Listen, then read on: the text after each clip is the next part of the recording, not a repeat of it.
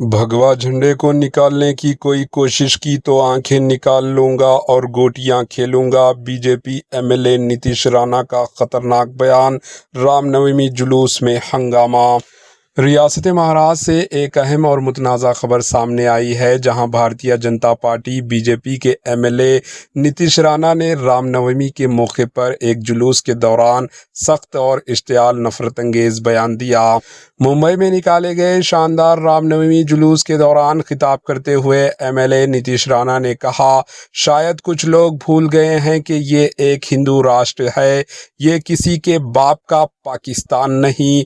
इन्होंने मज़ीद सख्त ज़बान इस्तेमाल करते हुए कहा कि अगर कोई हमारे भगवान या भगवा की तरफ बुरी नज़र से देखेगा तो वो इसकी आंखें निकाल लेंगे और गोटियां खेलेंगे। इनके इस बयान के बाद सियासी हलकों में हलचल मच गई और सोशल मीडिया पर भी शदीद रद्द-ए-अमल देखने को मिल रहा है।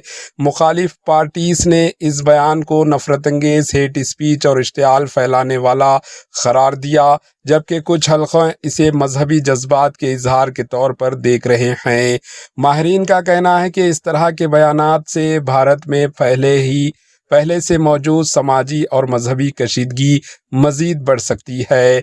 इस बयान पर आपकी क्या राय है? कमेंट के जरिए ज़रूर बताएं। Bureau report, HN news. भगवे की तरफ गंदी नजर से देखेगा तो उनकी आंखें निकल के गोटियां खेलेगा।